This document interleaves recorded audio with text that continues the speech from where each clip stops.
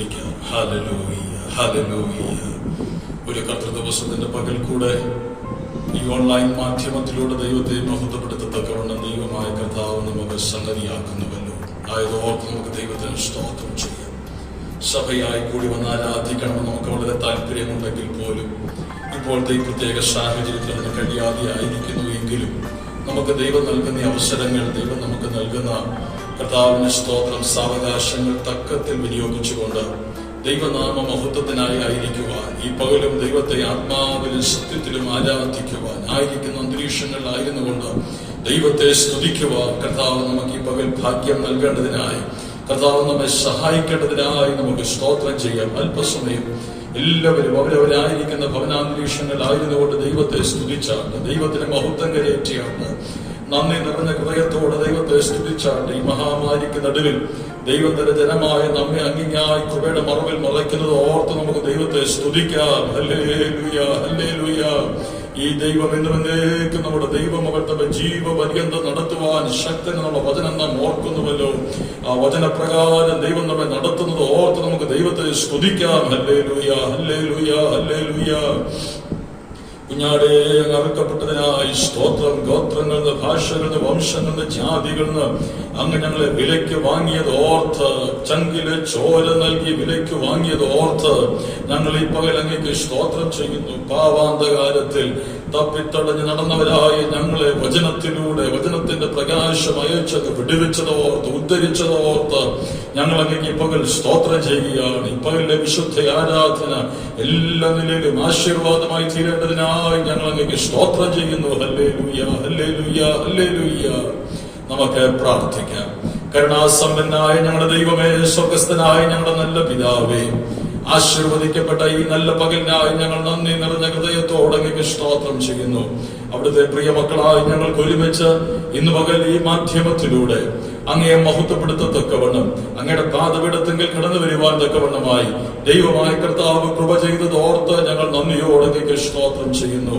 കാലാകാലങ്ങളായി കർത്താവ് ഞങ്ങളെ സ്നേഹിച്ചു, അങ്ങയുടെ മക്കളാക്കി ഞങ്ങളെ തീർത്തു, അങ്ങയുടെ മക്കളും അവകാശികളുമാക്കി ഞങ്ങളെ തീർത്തത് ഓർത്ത് ഞങ്ങൾ അങ്ങേക്ക് സ്തോത്രം ചെയ്യുന്നു. Hallelujah, hallelujah.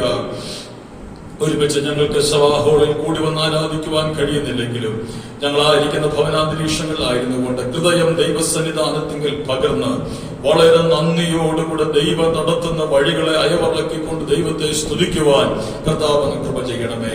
അനുഗ്രഹിക്കപ്പെട്ട ആരാധന ഞങ്ങൾക്ക് ഈ പകൽ നൽകണമേ. അനുഗ്രഹിക്കപ്പെട്ട ഗാനങ്ങളെ ദൈവം നൽകണമേ. ആത്മനിറവിൽ പാടുവാൻ പ്രിയന്റെ മക്കളെ കർത്താവ് ബലപ്പെടുത്തുമാറാകണമേ. അനുഗ്രഹിക്കപ്പെട്ട സങ്കീർത്തനം ദൈവം ഞങ്ങൾക്ക് നൽകണമേ. ആത്മാവിൽ അങ്ങ് മഹത്വപ്പെടുത്തുവാൻ തക്കവണ്ണം കർത്താവ് കൃപ ചെയ്യുമാറാകണമെന്ന് പ്രാർത്ഥിക്കുന്നു.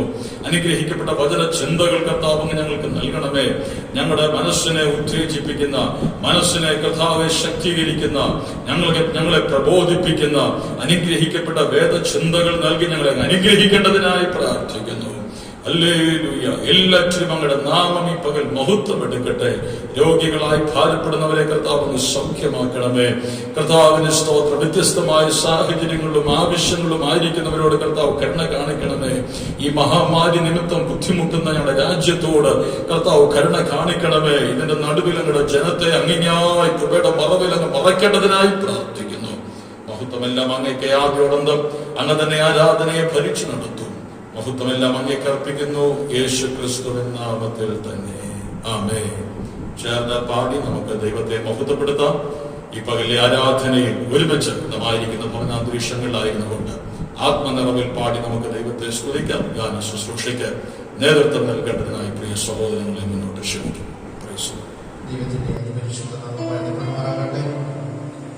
ഓൺലൈൻ ദൃശ്യമാധ്യമങ്ങളിലൂടെ നിങ്ങളെ ശ്രമിച്ചുകൊണ്ടിരിക്കുന്ന എല്ലാ ദൈവമക്കൾക്കും ദൈവനാമത്തിൽ വന്ദനം അറിയിച്ചു കൊള്ളുന്നു. ഒരു പലകാലം ആത്മാവിലും സത്യത്തിലും ദൈവത്തെ നമ്മൾ ആരാധിക്കുവാൻ കടന്നു വന്നിരിക്കുകയാണ്. ഹല്ലേലൂയ. ആകുലവേളകളിൽ ആശ്വാസമായി നിന്ന നമ്മുടെ ദൈവത്തെ, ഹല്ലേലൂയ, ഭാരം വന്നപ്പോഴുമെല്ലാം അത്താണിയായി കൂടെ നിന്ന് നമ്മുടെ ദൈവത്തെ അല്പസമയം സമർപ്പണത്തോടു കൂടി നമുക്കൊരു ഗാനത്തിന്റെ ഈരടികൾ ചേർന്ന് പാടാം. അവൻ നമ്മളെ സ്നേഹിപ്പാൻ നമ്മുടെ യോഗ്യരല്ലാതിരുന്ന സ്ഥാനത്ത് നമ്മളെ യോഗ്യരാക്കി തീർത്ത ആ നല്ല കർത്താവിനെ അല്പസമയം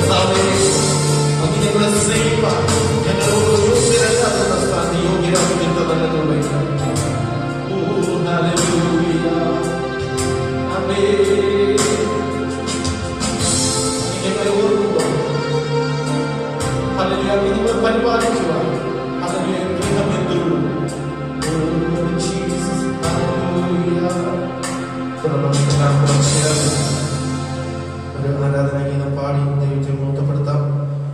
ആയിരിക്കുന്ന ഭവനാന്തരീക്ഷത്തിൽ കരങ്ങളെ തട്ടി വന്നാലും ദൈവത്തെ ആരാധിക്കാം.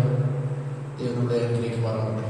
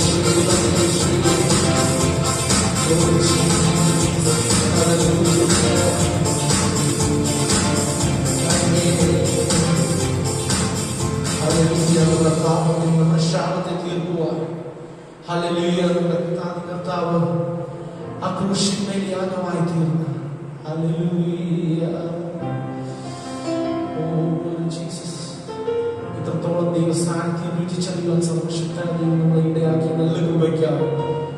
നമുക്ക് നന്ദിയോടുകൂടെ തിരുസന്നിധിയിൽ വരാം. Hallelujah hallelujah. അല്പസമയം അത്തരമായി നമുക്ക് പ്രാർത്ഥിക്കാം. ഹല്ലേലൂയ. വാഗ്ദത്തങ്ങളിൽ വിശ്വസ്തനും വാക്കുമാറാത്തനുമായ ഞങ്ങളുടെ നല്ല കർത്താവ്, ഹല്ലേലൂയ. ഇത്രത്തോളം ദൈവസാന്നിധ്യം ഞങ്ങളുടെ കൂടെ ഞങ്ങളെ നടത്തിയ നല്ല കൃപയ്ക്കായി സ്തോത്രം ചെയ്ത് സ്തുതിക്കുന്ന കർത്താവേ, ഹല്ലേലൂയ. ഉലക മഹാത്മാ, ഹല്ലേലൂയ. അകലിൽ ഒരുവൻ ഉറങ്ങുന്നു കല്ലറയിൽ ഞങ്ങളുടെ ജീവിക്കുന്ന യേശു ഇന്നുമുള്ളതിനാൽ, ഹല്ലേലൂയ. പല വ്യാധികളും ദൈവമേ ഞങ്ങളെ നേരിട്ടുകൊണ്ടിരിക്കുന്ന ദൈവമേ, ലോകമെമ്പാടും ഭയത്തോടെ, ഹല്ലേലൂയ, വിറയലോടെ പല വ്യാധികളിൽ നിന്ന് ദൈവമേ, ഹല്ലേലൂയ, ഭീതിപ്പെട്ടുകൊണ്ടിരിക്കുന്ന ഈ സാഹചര്യത്തിൽ അല്പസമയം ദൈവപാദത്തിൽ നിൽപ്പാൻ സർവശക്തനായ ദൈവം ഇടയാക്കിയ കൃപയ്ക്കായി സ്തോത്രം ചെയ്ത് സ്തുതിക്കുന്ന കർത്താവേ, ഹല്ലേലൂയ. തുടർന്ന് ഞങ്ങൾ വചനത്തിന്റെ ആഴത്തിലേക്ക് കടന്നു പോകുന്ന കർത്താവേ, ഹല്ലേലൂയ. അനുഗ്രഹിക്കപ്പെട്ട ഒരു വചനം ഞങ്ങൾക്ക് നൽകുമാറാകണം എന്ന് പ്രാർത്ഥിക്കുന്ന കർത്താവേ, ഹല്ലേലൂയ. അതിനായി കർത്താവിനെ മുഖാന്തരമാക്കി തീർക്കുമാറാകണമെന്ന് പ്രാർത്ഥിക്കുന്ന കർത്താവേ, സമസ്ത വിഷയങ്ങളെ കരങ്ങളിൽ ഏൽപ്പിക്കുന്നു. സകല മാനവും താങ്ങേൽപ്പിക്കുന്ന കർത്താവേ, യേശുവിന്റെ നാമത്തിൽ കർത്താവിനെ മഹത്വം. അനുഗ്രഹിക്കപ്പെട്ട ഗാനങ്ങൾ പാടി ദൈവത്തെ മഹത്വപ്പെടുത്തുവാൻ തക്കവണ്ണം സർവശക്തനായ ദൈവം നമുക്ക് കൃപ ചെയ്തുവല്ലോ. ആത്മനിറവിൽ പാടുവാൻ ദൈവം നമ്മെ ബലപ്പെടുത്തിയത് ഓർത്ത് ഞാൻ ദൈവത്തിന് സ്തോത്രം ചെയ്യുന്നു. തുടർന്ന് നമുക്കൊരുമിച്ച് ചേർന്ന് ഒരു സങ്കീർത്തന ഭാഗം വായിച്ച് ദൈവത്തെ മഹത്വപ്പെടുത്താം. ആയിരിക്കുന്ന ഭവനാന്തരീക്ഷങ്ങളിലായിരുന്നു കൊണ്ട് 40-ാം സങ്കീർത്തനം അതിന്റെ 1 മുതൽ 10 വരെയുള്ള വാക്യങ്ങൾ നമുക്ക് വായിച്ച് ദൈവത്തെ മഹത്വപ്പെടുത്താം. എല്ലാവർക്കും ചേർന്ന് വായിക്കാം. എല്ലാവരും നമ്മൾ ബൈബിൾ തുറന്ന് 40-ാം സങ്കീർത്തനം എടുത്താട്ട് അതിന്റെ 1 മുതൽ 10 വരെയുള്ള വാക്യങ്ങൾ നമുക്ക് ചേർന്ന് വായിക്കാം. Psalm 40. ഞാൻ യഹോവയ്ക്കായി കാത്തിരുന്നു, അവനെങ്കിലേക്ക് ചാഞ്ഞു, എന്റെ നിലവിളി കേട്ടു. നാശകരമായ കുഴിയിൽ നിന്നും കുഴഞ്ഞ ചേറ്റിൽ നിന്നും അവൻ എന്നെ കയറ്റി. എന്റെ കാലുകളെ ഒരു പാറമേൽ നിർത്തി, എന്റെ ഗമനത്തെ സ്ഥിരമാക്കി. അവൻ എന്റെ വായിൽ പുതിയൊരു പാട്ട് തന്നു, നമ്മുടെ ദൈവത്തിന് സ്തുതി തന്നെ. പലരും അത് കേട്ട് ഭയപ്പെട്ട യഹോവയിൽ ആശ്രയിക്കും. യഹോവയെ തന്റെ ആശ്രയമാക്കിക്കൊള്ളുകയും നിഗളികളെയും വ്യാജത്തിലേക്ക് തിരിയുന്നവരെയും ആദരിക്കാതിരിക്കുകയും ചെയ്യുന്ന മനുഷ്യൻ ഭാഗ്യവാൻ. എന്റെ ദൈവമായ യഹോവയെ നീ ചെയ്ത ചെയ്ത അത്ഭുത പ്രവർത്തികളും ഞങ്ങൾക്ക് വേണ്ടിയുള്ള നിന്റെ വിചാരങ്ങളും വളരെയാകുന്നു. നിന്നോട് സദൃശ്യൻ ആരുമില്ല. ഞാൻ അവയെ വിവരിച്ച് പ്രസ്താവിക്കുമായിരുന്നു, എന്നാൽ അവ എണ്ണിക്കൂടാതെ വണ്ണം അധികമായിരിക്കുന്നു.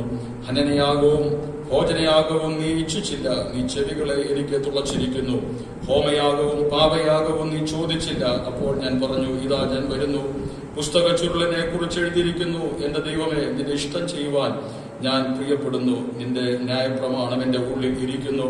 ഞാൻ മഹാസഭയിൽ നീതിയെ പ്രസംഗിച്ചു, അതരങ്ങളെ ഞാൻ അടക്കിയിട്ടുമില്ല. യഹോവേ, നീ അറിയുന്നു, ഞാൻ നിന്റെ നീതിയെ എന്റെ ഹൃദയത്തിൽ മറച്ചു വെച്ചില്ല. നിന്റെ വിശ്വസ്തതയും രക്ഷയും ഞാൻ പ്രസ്താവിച്ചു. നിന്റെ ദയയും സത്യവും ഞാൻ മഹാസഭയ്ക്ക് മറച്ചതുമില്ല. നമ്മുടെ വിശുദ്ധ കരങ്ങളെ ഉയർത്തി നമുക്ക് ദൈവത്തിന് സ്തോത്രം ചെയ്യാം. Hallelujah, hallelujah. കർത്താവിന് സ്തോത്രം. നാം വായിച്ചതുപോലെ, ഞാൻ നിന്റെ നീതിയെ എന്റെ ഹൃദയത്തിൽ മറച്ചു വെച്ചില്ല. നിന്റെ വിശ്വസ്തതയും രക്ഷയും ഞാൻ പ്രസ്താവിച്ചു. നിന്റെ ദയയും സത്യവും ഞാൻ മഹാസഭയ്ക്ക് മറച്ചതുമില്ല. യഹോവയുടെ ദയയും സത്യവും എപ്പോഴും നമ്മുടെ ഹൃദയത്തിൽ വഹിച്ച് അത് മറച്ചുവെക്കാതെ മറ്റുള്ളവരുമായി പ്രസ്താവിക്കത്തക്കവണ്ണം ദൈവമായ കർത്താവ് നമ്മെ ഓരോ ദിവസവും ശക്തീകരിക്കേണ്ടതിനായി നമുക്ക് പ്രാർത്ഥിക്കാം. Hallelujah, thank you Jesus. നന്ദി കർത്താവേ, നന്ദി നിറഞ്ഞ ഹൃദയത്തോടെ ദൈവത്തിന് സ്തോത്രം ചെയ്യുന്നു. എന്റെ ദൈവമായ യഹോവേ, നീ ചെയ്ത അത്ഭുത പ്രവൃത്തികളും ഞങ്ങൾക്ക് വേണ്ടിയുള്ള നിന്റെ വിചാരങ്ങളും വളരെയാകുന്നു. ഞങ്ങൾക്ക് വേണ്ടി ഞങ്ങൾ വിചാരപ്പെടുന്നതിനേക്കാൾ അധികമായി അങ്ങ് വിചാരപ്പെടുന്നത് ഓർത്ത് ഞങ്ങൾ അങ്ങേക്ക് സ്തോത്രം ചെയ്യുന്നു. ഞങ്ങളോടുള്ള നിന്റെ വിചാരങ്ങൾ വളരെയാകുന്നുവല്ലോ. നിന്നോട് സദൃശനായ ഒരു ദൈവവുമില്ല ആയതോർത്ത് ഞങ്ങൾ ഈ ദൈവത്തെ, മഹാനായ ദൈവത്തെ, ഉന്നതനായ ദൈവത്തെ ഞങ്ങൾ വാഴ്ത്തുന്നു, സ്തുതിക്കുന്നു. Hallelujah, hallelujah. പരിശുദ്ധ പിതാവേ, ഈ നല്ല പകലിനായി ഞങ്ങൾ അങ്ങേക്ക് സ്തോത്രം ചെയ്യുന്നു. ഞങ്ങൾക്ക് നൽകി അനുഗ്രഹിക്കപ്പെട്ട സങ്കീർത്തനത്തിനായി സ്തോത്രം. തുടർന്ന് കർത്താവിന് ഇടപെടുമാറാകണമേ. അനുഗ്രഹിക്കപ്പെട്ട വേദചിന്തകൾ ഞങ്ങൾക്ക് നൽകണമേ. ഞങ്ങളകത്തെ മനുഷ്യനെ പുഷ്ടിപ്പെടുത്തുന്ന ആത്മീക സന്ദേശം ഞങ്ങൾക്ക് ഈ പകൽ നൽകി ഞങ്ങളെ അങ്ങ് സഹായിക്കേണ്ടതിനായി പ്രാർത്ഥിക്കുന്നു. പ്രാർത്ഥിച്ച് അങ്ങയുടെ കരങ്ങളിലേക്ക് സമസ്ത വിഷയങ്ങൾ ഫലമേൽപ്പിക്കുന്നു. മഹത്വമെല്ലാം അങ്ങേക്ക് യേശു ക്രിസ്തുവിൻ നാമത്തിൽ തന്നെ. ആമേൻ. കർത്താവിന്റെ പരിശുദ്ധ നാമത്തിന് മഹത്വമുണ്ടാകട്ടെ. എല്ലാ ദൈവമക്കൾക്കും കർത്താവായ യേശു ക്രിസ്തുവിന്റെ നാമത്തിലുള്ള വന്ദനം അറിയിക്കുന്നു.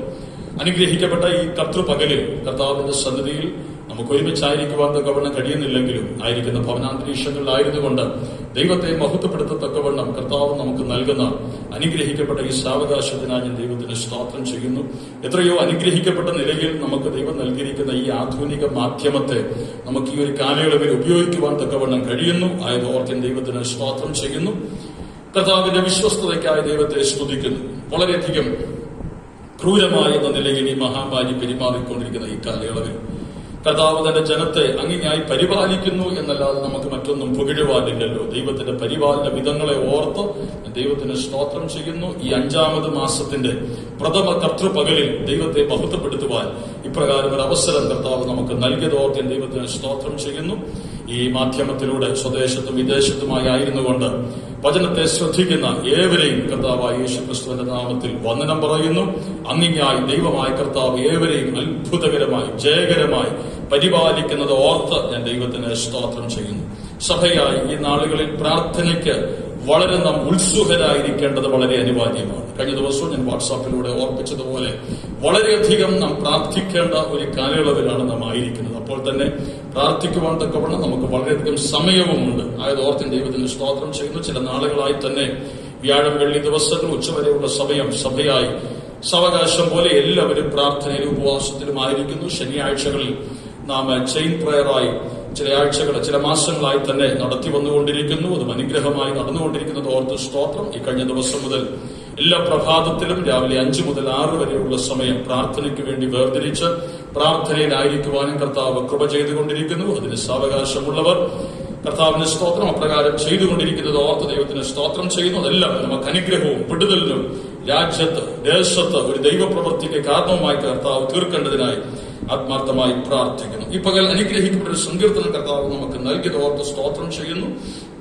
ഞാൻ എന്റെ ചിന്തകളിലേക്ക് ഈ പകൽ നിങ്ങളുമായി പങ്കുവയ്ക്കുവാൻ തക്കവണ്ണം ആഗ്രഹിക്കുന്ന വേദചിന്തകളിലേക്ക് കടന്നു വരുന്നതിന് മുൻപ് ഈ സങ്കീർത്തനത്തിലെ ഒരു വാക്യം വായിക്കുവാൻ തക്കവണ്ണം കർത്താവിൽ ശരണപ്പെടുകയാണ്. അതിന്റെ 5ാം വാക്യം നാം ഇങ്ങനെ വായിക്കുന്നത്: ദൈവമായ യഹോവേ, നീ ചെയ്ത അത്ഭുത പ്രവൃത്തികളും ഞങ്ങളോടുള്ള നിന്റെ വിചാരങ്ങളും വളരെയാകുന്നു. നിന്നോട് സദൃശ്യനാരുമില്ല. യഹോവേ, നീ ചെയ്ത അത്ഭുത പ്രവൃത്തികളും ഞങ്ങളോടുള്ള നിന്റെ വിചാരങ്ങളും വളരെയാകുന്നു. ഈ പകൽ സന്ദേശം കേൾക്കുന്ന വാത്സല്യ ദൈവമക്കളെ മനസ്സിലാക്കണം, ദൈവത്തിന്റെ അത്ഭുത പ്രവൃത്തികൾ എത്രയോ അത്ഭുതകരമാണ്. കഴിഞ്ഞ നാളുകളിൽ ദൈവം നമുക്ക് വേണ്ടി ചെയ്ത അത്ഭുതങ്ങളെ ഓർത്ത് നമുക്ക് ഈ പകൽ ദൈവത്തിന് സ്തോത്രം ചെയ്യുവാൻ വേണം കഴിയട്ടെ. അവൻ നമ്മെക്കുറിച്ച് വിചാരപ്പെട്ട വിചാരങ്ങൾ, നമ്മെക്കുറിച്ചുള്ള അവന്റെ വിചാരങ്ങളും വളരെയാകുന്നു. നാം നമ്മെക്കുറിച്ച് വിചാരപ്പെടുന്നതിനേക്കാൾ അധികമായി നമുക്ക് വേണ്ടി വിചാരപ്പെടുന്ന ഒരു ദൈവം ഉയരത്തിലുണ്ടെന്നുള്ള കാര്യം നാം മറന്നു പോകരുത്. കർത്താവിന് സ്തോത്രം. ദൈവം നമുക്ക് ദാനമായി നൽകിയ തലമുറകൾക്ക് വേണ്ടി നാം വളരെയധികം വിചാരപ്പെടുന്നവരാണ്. തലമുറകളുടെ നല്ല ഭാവി, അവരുടെ നല്ല ജീവിതം, കർത്താവിന് സ്തോത്രം, നല്ല വിദ്യാഭ്യാസം, ഈ വിഷയങ്ങളെ കുറിച്ചെല്ലാം ഓർത്ത് നാം വിചാരപ്പെടുന്നവരാണ്. അല്ലെങ്കിൽ നാം ഈ വിഷയങ്ങളെല്ലാം കണക്കുകൂട്ടലുകൾ നടത്തുന്നവരാണ്. അങ്ങനെയെങ്കിൽ നമ്മുടെ സ്വർഗീയ പിതാവ് നമ്മെക്കുറിച്ച് എത്രയധികം വിചാരപ്പെടുന്നുണ്ട്. കർത്താവിന് സ്തോത്രം. നമ്മുടെ ഭാവിയെക്കുറിച്ച്, നമ്മുടെ നിത്യതയെക്കുറിച്ച്, നമ്മുടെ സുഗമമായ മുന്നേറ്റത്തെക്കുറിച്ച് ഈ പകൽ എന്നെ കേൾക്കുന്ന വാത്സല്യ ദൈവമക്കളോട് എനിക്ക് പറയുവാനുള്ളത്, നാം വിചാരപ്പെടുന്നതിനേക്കാൾ അധികം നമുക്ക് വേണ്ടി വിചാരപ്പെടുന്ന ഒരുവൻ ഉയരത്തിലുണ്ട്. ഈ പകൽ ഏതെങ്കിലും വിഷയങ്ങളുമായി ബന്ധപ്പെട്ട് നിങ്ങൾ ഭാരപ്പെട്ടാണ് ദൈവപാദപീഠത്തിൽ ആയിരിക്കുന്നതെങ്കിൽ ഈ ആരംഭ നിമിഷത്തിൽ തന്നെ എനിക്ക് നിങ്ങളോട് പറയുവാനുള്ളത്, വിചാരങ്ങളെ എല്ലാം മാറ്റിക്കളയുക. കർത്താവിന്റെ സ്തോത്രം. എല്ലാ വിചാരങ്ങളെ ദൂരീകരിക്കുക. വചനം നമ്മെ പഠിപ്പിക്കുന്നു, ഒന്നിനെ കുറിച്ചും വിചാരപ്പെടരുത്. എല്ലാറ്റിനും എന്ത് മാത്രമേ ചെയ്യാവൂ? പ്രാർത്ഥനയാലും സ്തോത്രത്താലും നമ്മുടെ അപേക്ഷകൾ, നമ്മുടെ ആവശ്യങ്ങൾ നാം ദൈവത്തോട് അറിയിക്കുക അത്രേ വേണ്ടത്. വിചാരങ്ങളെല്ലാം മാറ്റിക്കളഞ്ഞ്. എന്തുകൊണ്ട് നാം വിചാരങ്ങളെല്ലാം മാറ്റിക്കളയണം? നമ്മെക്കുറിച്ച് നാം വിചാരപ്പെടുന്നതിനേക്കാൾ അധികമായി വിചാരപ്പെടുന്ന ഒരു നല്ല ദൈവം, നല്ല പിതാവ് നമുക്ക് വേണ്ടി ഉയരത്തിലുണ്ട്. ആയതുകൊണ്ട് നാം നമ്മെക്കുറിച്ചോ നമ്മുടെ വിഷയങ്ങളെ കുറിച്ചോ ഓർത്ത് വിചാരപ്പെട്ട് മലങ്കലങ്ങേണ്ട ആവശ്യമില്ല. വിചാരപ്പെടുന്ന, കരുതുന്ന ഒരു ദൈവം ഉയരത്തിലുള്ളത് ഓർത്ത കരങ്ങൾ ഉയർത്തി നമുക്ക് ദൈവത്തെ സ്തുതിക്കാം, ദൈവത്തിന്റെ മഹത്വം കരയേറ്റാം. ഈ വിഷയം മനസ്സിലിരിക്കുമ്പോൾ തന്നെ നിങ്ങളുടെ ചിന്തകൾ ഇതുമായി ബന്ധപ്പെട്ട് ഒരു വേദചിന്തയിലേക്ക് ഞാൻ കൊണ്ടുവരുവാൻ തക്കവണ്ണം കർത്താവിന് ശരണപ്പെടുന്നതിന് ആധാരമായി യോഹന്നാൻ സുവിശേഷം 5-ാം അധ്യായത്തിലേക്ക് നമ്മുടെ ശ്രദ്ധയെ കൊണ്ടുവരാം.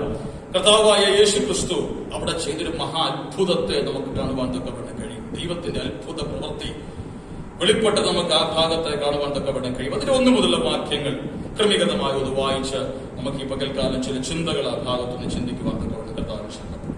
അതിന്റെ ശേഷം യഹൂദന്മാരുടെ ഒരു ഉത്സവം ഉണ്ടായിട്ട് യേശു യെരുശലേമിലേക്ക് പോയി. യെരുശലേമിൽ ആട്ടുവാതിൽക്കൽ ബെത്സേദ എന്ന് എബ്രായ പേരുള്ള ഒരു കുളം ഉണ്ട്. അതിനുശേഷം എന്ന് നാം വായിക്കുന്നു. അതിനുശേഷം എന്ന് പറയുമ്പോൾ യോഹന്നാൻ സുവിശേഷം 4-ാം അധ്യായത്തിന്റെ ഒടുവിലത്തെ ഭാഗത്ത് നാം കാണുന്ന ഒരു അത്ഭുതമുണ്ട്. ആ അത്ഭുതത്തിന് ശേഷമാണ് യേശു ഇവിടെ കടന്നു വരുന്നത്. ഇവിടെയും യേശു വരുന്നത് ഒരു അത്ഭുതം പ്രവർത്തിക്കുവാൻ വേണ്ടിയാണ്. അവിടെ എനിക്ക് മനസ്സിലാക്കുവാൻ തക്കവണ്ണം കഴിഞ്ഞൊരു ചിന്ത, എന്നും അത്ഭുതം ചെയ്യുവാൻ തക്കവണ്ണം യേശു തയ്യാർ. അതിനുശേഷം ഇന്നലെ നടന്നൊരു അത്ഭുതം, ഇന്നലെ യേശു ഒരു അത്ഭുതം പ്രവർത്തിച്ചു. അതിനുശേഷം ഇന്നും ഒരു അത്ഭുതം പ്രവർത്തിക്കുവാൻ തക്കവണ്ണമായി യേശു ഇവിടെ ആഗതനായിരിക്കുകയാണ്. എന്നെ കേൾക്കുന്ന വാത്സല്യ ദൈവമക്കളെ, എന്നും നമുക്ക് വേണ്ടി അത്ഭുതം ചെയ്യുവാൻ തക്കവണ്ണം സന്നദ്ധനായി നിൽക്കുന്ന ഒരു ദൈവമാണ് നാം ആരാധിക്കുന്ന ദൈവം. ഇന്നലകളിൽ നമുക്ക് വേണ്ടി അത്ഭുതം ചെയ്തവനായ കർത്താവ്, ഇന്നലകളിൽ നമുക്ക് വേണ്ടി പ്രവർത്തിച്ചവനായ ദൈവം ഇന്നും നമുക്ക് വേണ്ടി പ്രവർത്തിക്കുവാൻ തക്കവണ്ണം വിശ്വസ്തനാണ്. യേശു ക്രിസ്തു ഇന്നലെയും ഇന്നും എന്നേക്കും അനന്യനാകുന്നു. ഇന്നലകളിൽ അവൻ നമുക്ക് വേണ്ടി പ്രവർത്തിച്ചുവെങ്കിൽ ഇന്നും അവൻ നമുക്ക് വേണ്ടി പ്രവർത്തിക്കുവാൻ തക്കവണ്ണം ശക്തനാണ്. ഏതെങ്കിലും വിഷയങ്ങളെ കുറിച്ച് ഓർത്ത് ഭാരപ്പെട്ടാണ് ഈ പകൽ ഈ ആരാധനയിൽ നിങ്ങൾ സംബന്ധിക്കുന്നതെങ്കിൽ, ഈ സന്ദേശം നിങ്ങൾ കേട്ടുകൊണ്ടിരിക്കുമ്പോൾ ഏതെങ്കിലും വിഷയങ്ങൾ നിങ്ങളെ മനസ്സിൽ അലട്ടുന്നുണ്ടെങ്കിൽ, വല്ലാതെ ഭാരപ്പെടുത്തുന്നുണ്ടെങ്കിൽ, ഒരു നിമിഷം ഒന്ന് ശാന്തമായി നിന്ന് പുറകിലേക്കൊന്ന് തിരിഞ്ഞു നോക്കിക്കേ. ഇന്നലകളിൽ എത്ര അത്ഭുതങ്ങൾ അവൻ നിങ്ങൾക്ക് വേണ്ടി ചെയ്തു. ഇന്നലകളിൽ അവൻ തന്റെ കരം നിങ്ങളുടെ പല വിഷയങ്ങളുടെ മേലും നീട്ടിയില്ലേ? ഒരിക്കലും വിടുതൽ ലഭിക്കുകയില്ലെന്ന് മനുഷ്യർ വിധിയെഴുതിയ പല വിഷയങ്ങളുടെ മേലും ഇന്നലകളിൽ അവൻ നിങ്ങൾക്ക് വേണ്ടി അത്ഭുതം ചെയ്തില്ലേ? അങ്ങനെങ്കിൽ ഇന്ന് പകൽ ആത്മാവിൽ ഞാൻ ചിലരോട് പറയുകയാണ്, ഇന്നലകളിൽ നിങ്ങൾക്ക് വേണ്ടി പ്രവർത്തിച്ചവൻ യഥാവാനായ ദൈവം ഈ പകലും നിങ്ങൾക്ക് വേണ്ടി നിങ്ങൾ ഭാരപ്പെടുന്ന ആ വിഷയങ്ങളുടെ മേൽ ഒരു അത്ഭുതം ചെയ്യുവാൻ തക്കവണ്ണം വിശ്വസ്തനാണ്. ഒരു മഹാവീരനെ പോലെ ഈ പകൽ ദൈവം നിങ്ങൾക്ക് വേണ്ടി ഇറങ്ങി വന്ന് നിങ്ങളുടെ ആ വിഷയത്തിന് ഒരു അത്ഭുതം ചെയ്യുവാൻ തക്കവണ്ണം താല്പര്യപ്പെടുന്നു. രക്ഷിക്കുവാൻ തക്കവണ്ണം കഴിയാതെ വണ്ണം അവന്റെ കരം കുറുതായി പോയിട്ടില്ല ദൈവമക്കളെ. നൂറ്റാണ്ടുകൾ പലത് മാറിയെങ്കിലും നമ്മുടെ ദൈവത്തിന് ഇന്നും മാറ്റം വന്നിട്ടില്ല. അവൻ ഇന്നലകളിലെ ദൈവമാണ്. അവൻ ഇന്നും മാറാത്ത ദൈവമാണ്. അവൻ യഥാവാനായ ദൈവമാണ്. യഥാവാൻ എന്ന വാക്കിന്റെ അർത്ഥം അൺചേഞ്ചിങ് ആണ്. മനുഷ്യർ മാറും, മനുഷ്യ സ്നേഹം മാറും, മനുഷ്യന്റെ ശക്തി കുറയും, മനുഷ്യന്റെ പ്രവർത്തന മണ്ഡലങ്ങൾ അല്ലെങ്കിൽ പ്രവർത്തന ശക്തിക്ക് ശോഷിപ്പുണ്ടായെന്ന് വരാം. എന്നാൽ എന്റെ യേശുവിന് ഒരിക്കലും മാറ്റം വരുന്നില്ല. അവൻ യഥാവാനായ ദൈവമാണ്. ആയതുകൊണ്ട് എനിക്ക് ഇന്ന് പകൽ നിങ്ങളോട് ഈ ആരംഭ നിമിഷത്തിൽ തന്നെ പറയുവാനുള്ളത്, നിങ്ങളെ അലട്ടുന്ന ഏതെങ്കിലും ഭാരം ഈ പകൽ നിങ്ങളുടെ ഉള്ളിലുണ്ടെങ്കിൽ അവയെ എടുത്തു മാറ്റി പറ, ഇന്ന് പകൽ എന്റെ യേശു എനിക്ക് വേണ്ടി പ്രവർത്തിക്കുവാൻ വിശ്വസ്തനാണ്. ഇന്നലകളിൽ അവൻ എനിക്ക് വേണ്ടി പ്രവർത്തിച്ചവനാണ്. ഇന്നലകളിൽ ഞാനത് രുചിച്ചതാണ്. ഇന്നലകളിൽ എന്റെ കുടുംബം അത് അനുഭവിച്ചതാണ്. ഇന്നലകളിൽ എന്റെ തലമുറ അത് മനസ്സിലാക്കിയതാണ്. അങ്ങനെയെങ്കിൽ ഞങ്ങൾ ഇന്ന് പകൽ വിശ്വസിക്കുന്നു, ഇന്നും ഈ ആരാധന നടന്നുകൊണ്ടിരിക്കുമ്പോൾ, കർത്തൃദാസൻ വചനം സംസാരിച്ചു കൊണ്ടിരിക്കുമ്പോൾ എനിക്ക് വേണ്ടി എന്റെ കുടുംബത്തിന് വേണ്ടി പ്രവർത്തിക്കത്തക്കവണ്ണം അവൻ എഴുന്നള്ളി വന്നിട്ടുണ്ട്. ഹല്ലേലൂയ. അവൻ അൺചേഞ്ചിങ് ആണ്, യഥാവാനായ ദൈവമാണ്. ഞാൻ ആ ഭാഗം നിങ്ങളുമായി പങ്കുവെക്കുവാനുള്ള കാരണം, അതിനുശേഷം ഇന്നലെ ഒരു അത്ഭുതം ചെയ്തതിനു ശേഷം ഇന്നും ഒരു അത്ഭുതം ചെയ്യുവാൻ വേണ്ടി യേശു ബെത്സേദയിൽ വന്നിരിക്കുകയാണ്. അത്ഭുതങ്ങൾ ചെയ്ത് മടുത്തവനല്ല നമ്മുടെ യേശു. ഇന്നലകളിൽ ചെയ്തവൻ ഇന്നും ചെയ്യുവാൻ സന്നദ്ധനാണ്. നാളെയും അവൻ നിങ്ങൾക്ക് വേണ്ടി വലിയവ ചെയ്യുവാൻ തക്കവണ്ണം വിശ്വസ്തനാണ്. അവൻ നിങ്ങൾക്ക് വേണ്ടി അവൈലബിൾ ആണ്. ഈ യേശു എവിടെ വന്നു എന്നാണ് നാം വായിക്കുന്നത്? ബെത്സൈദയിൽ വന്നു. ബെത്സൈദ കുളത്തിനരികെ വന്നു. വായിച്ചാട്ട് താഴോട്ട് വായിച്ചാട്ട്. അതിന് 5 മണ്ഡപമുണ്ട്. അവയിൽ വ്യാധിക്കാർ, കുരുടർ, മുടന്തർ, അവിടെ വ്യാധിക്കാരുണ്ട്, കുരുടരുണ്ട്, മുടന്തരുണ്ട്, ക്ഷയരോഗികളുണ്ട്.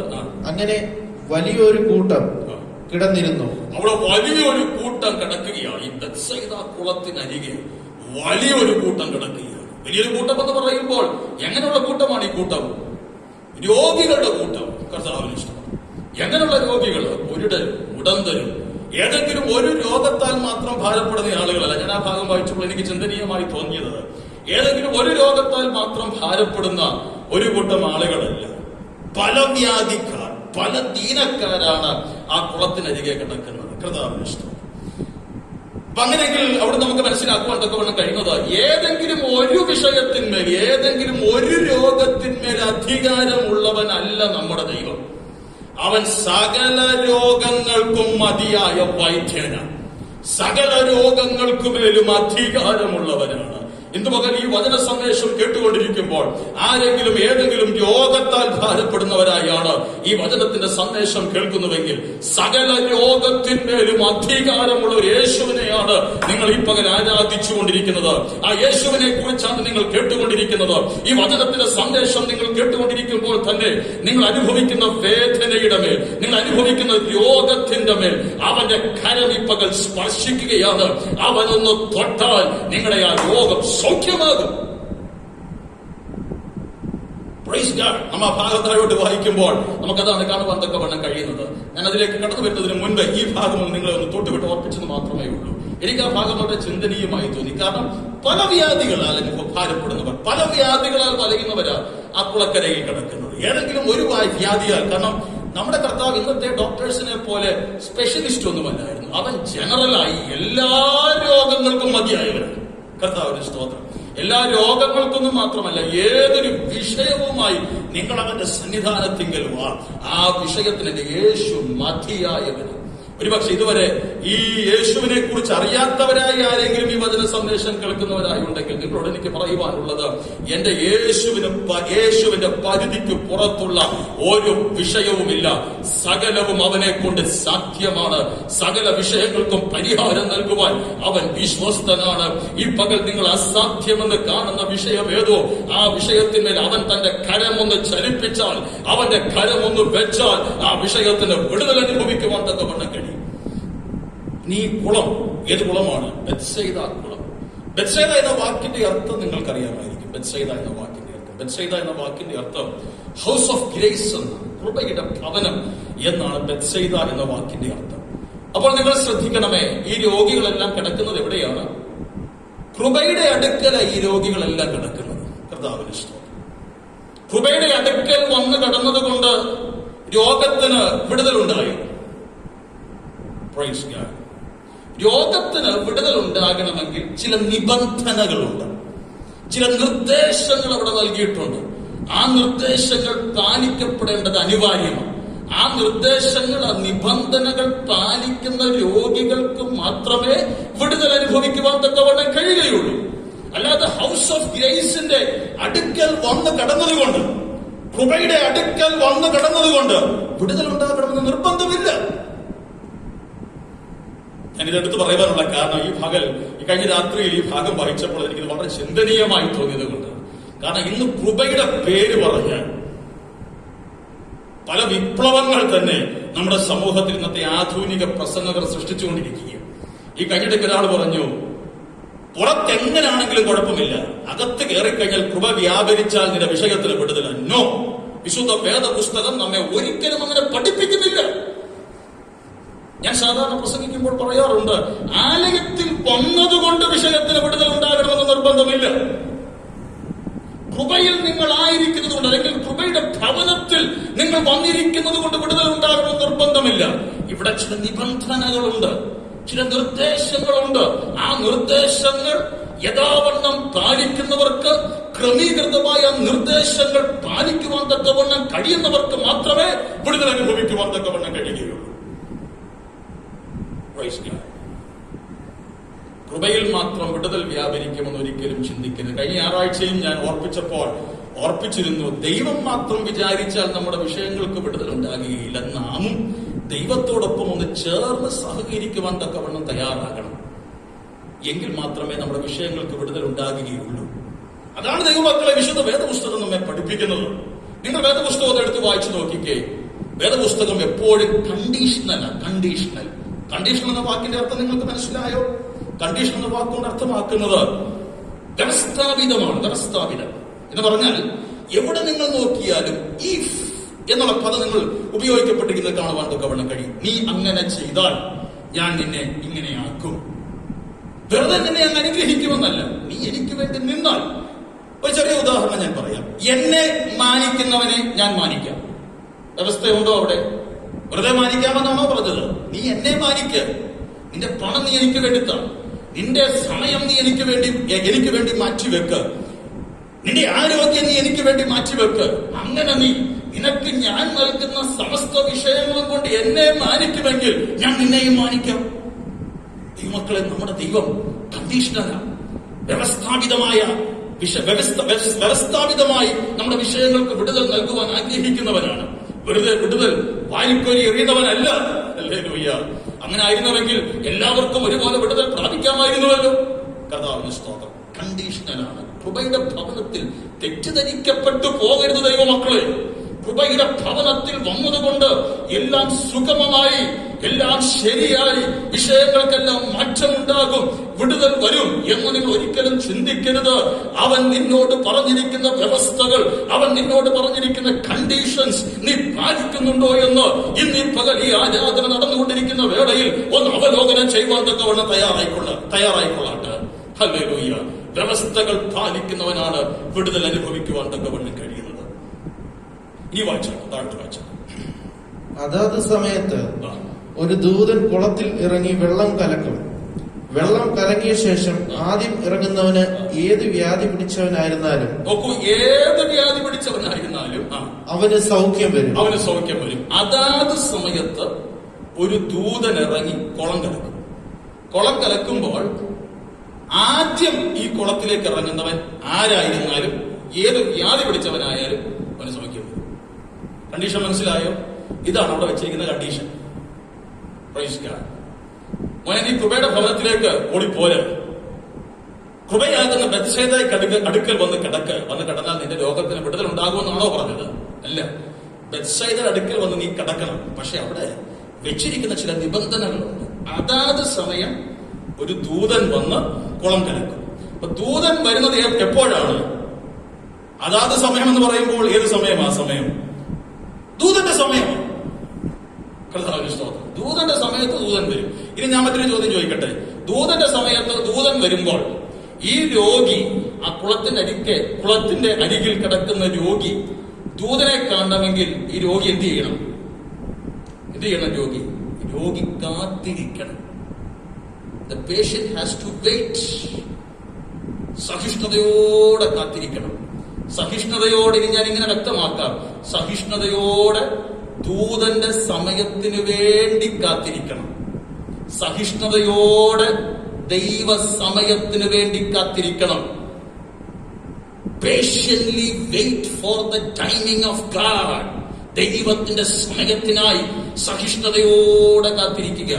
കർത്താവേ, ഞാൻ അങ്ങയുടെ സന്നിധിയിൽ വന്നു, കൃപയുടെ ഭവനത്തിലായിരിക്കുന്നു, കൃപയുടെ വക്കിൽ കിടക്കുന്നു, എന്തുകൊണ്ട് എന്റെ വിഷയത്തിന് വിടുതൽ ഉണ്ടാകുന്നില്ല എന്ന് പറഞ്ഞ് പിണങ്ങിപ്പോകുവാനല്ല ദൈവം നിന്നെ കുറിച്ച് താല്പര്യപ്പെടുന്നത്. നിനക്ക് വേണ്ടി ദൈവം വെച്ചിരിക്കുന്ന ഒരു സമയമുണ്ട്. ദൈവത്തിനൊരു സമയമുണ്ട്. ആ സമയത്ത് നിനക്ക് വേണ്ടിയുള്ള വിടുതൽ ദൈവം വെളിപ്പെടുത്തുക തന്നെ ചെയ്യും. പക്ഷെ ആ വിടുതൽ വെളിപ്പെടുന്നത് വരെ you have to wait patiently. നീ സഹിഷ്ണുതയോടെ കാത്തിരിക്കണം. ദൂതൻ ഇറങ്ങുന്ന സമയം നീ കാണത്തക്കവണ്ണം സഹിഷ്ണുതയോടെ നീ കാത്തിരിക്കണം. ഒരു സമയമുണ്ടെന്ന് ചിലരോട് ഇന്ന് പകൽ പരിശുദ്ധാത്മാവ് ദൂത് പറയുകയാണ്. നാളുകളായി നീ പ്രാർത്ഥിക്കുന്ന ചില വിഷയങ്ങളുണ്ട്.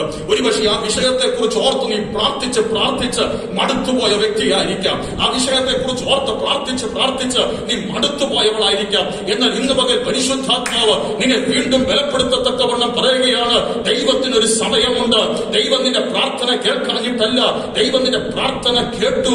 എന്നാൽ അവന്റെ സമയത്ത് മാത്രമേ അവൻ ആ വിഷയത്തിന് വിടുതൽ നൽകുകയുള്ളൂ. അവന്റെ സമയത്തിനായി സഹിഷ്ണുതയോടുകൂടെ കാത്തിരിക്കുവാൻ തക്കവണ്ണം ഏൽപ്പിച്ചു കൊടുക്കുവാൻ കഴിയട്ടെ. 1 പത്രോസ് 5:6 നാം ഇങ്ങനെ വായിക്കുന്നു, അതുകൊണ്ട് അവൻ നിങ്ങളെ തക്ക സമയത്ത് ഉയർത്തേണ്ടതിന് ദൈവത്തിന്റെ ബലമുള്ള കൈക്കീഴിൽ താണിരിപ്പി. ദൈവമക്കളെ, ദൈവത്തിനൊരു തക്ക സമയമുണ്ട്, ഡ്യൂ ടൈം ഉണ്ട്. ദൈവത്തിന്റെ സമയത്തെ ദൈവം ഇറങ്ങത്തുള്ളൂ.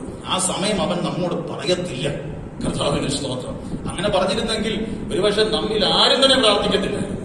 ദൈവത്തിന്റെ സമയത്ത് ദൈവം പ്രവർത്തിച്ചോളുമല്ലോ. അല്ലെങ്കിൽ ഇന്ന സമയത്ത് എന്റെ വിഷയത്തിന്റെ മറുപടി നോ. ദൈവത്തിനൊരു സമയമുണ്ട്. ആ സമയം വരെ നാം സഹിഷ്ണുതയോടെ കാത്തിരിക്കണം. കർത്താവിന്റെ വരവുമായി ബന്ധപ്പെട്ടും നിങ്ങളൊന്ന് ചിന്തിച്ചു നോക്കിക്കേ. ദൈവത്തിനൊരു സമയമുണ്ട്. ആ സമയത്ത് മാത്രമേ അവൻ തന്റെ പുത്രനെ നമ്മെ ചേർക്കുവാൻ വേണ്ടി ഭൂമിയിലേക്ക് അയക്കുകയുള്ളൂ. പുത്രന് പോലും ദൈവത്തിന്റെ ഈ സമയം അറിയത്തില്ലത്രേ. അപ്പൊ നാം എന്ത് ചെയ്യണം? ആ സമയം വരെ സഹിഷ്ണുതയോടെ കാത്തിരിക്കണം. കാത്തിരുന്ന് മടുത്തുപോയി പിൻവാങ്ങിപ്പോയ പലരുമുണ്ട്. എന്നാൽ മടുത്തു പോകരുത്. പിൻവാങ്ങുവാൻ നമ്മുടെ ഹൃദയം നമ്മെ ബന്ധപ്പെടുത്തിയാൽ അതിനനുവദിക്കരുത്.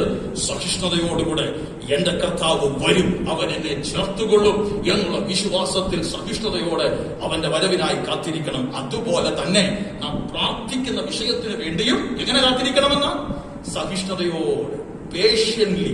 കർത്താവെ, അങ്ങയുടെ സമയം വരെ ഇങ്ങനെ പ്രാർത്ഥിച്ചാൽ മതി. ഞാൻ സാധാരണ പഠിപ്പിക്കുമ്പോഴും പ്രാർത്ഥിക്കുമ്പോഴൊക്കെ പ്രാർത്ഥിക്കുന്ന ഒരു കാര്യം ഇങ്ങനെ, കർത്താവെ, അങ്ങയുടെ സമയം വരെ എന്റെ വിഷയത്തിന് അങ്ങേക്കൊരു വിടുതൽ തരുവാൻ പദ്ധതി ഉണ്ടെന്ന് ഞാൻ വിശ്വസിക്കുന്നു.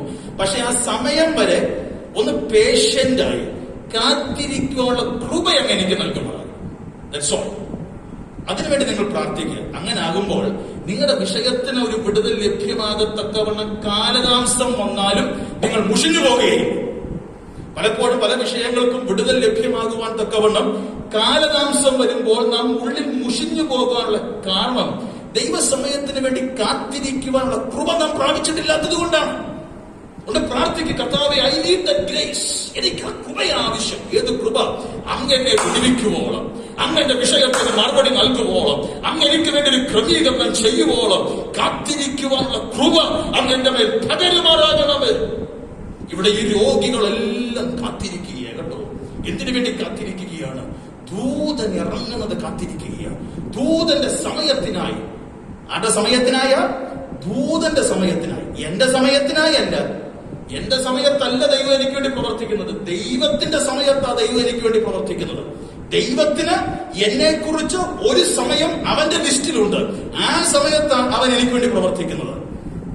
ഇന്ന രോഗിയുടെ സമയത്ത് ദൈവം ദൂതനെ ഇറക്കിയെന്നാണോ? ദൂതന്റെ സമയത്ത്, അതാത് സമയത്ത് ഒരു ദൂതൻ ഇറങ്ങി കുളം കലക്കുക പതിവായിരുന്നു. ഈ കുളം കലങ്ങുമ്പോൾ വിടുതലുണ്ടായിരുന്നാണോ? കർത്താവിന്റെ സ്തോത്രം. കുളം കലങ്ങുമ്പോൾ ആര് ആ കുളത്തിൽ ആദ്യം ഇറങ്ങുന്നുവോ അവർക്ക് വിടുതൽ. അവിടെ നിന്ന് മനസ്സിലാക്കുവാൻ തക്കവണ്ണം കഴിയുന്നത് കർത്താവിന്റെ സ്തോത്രം.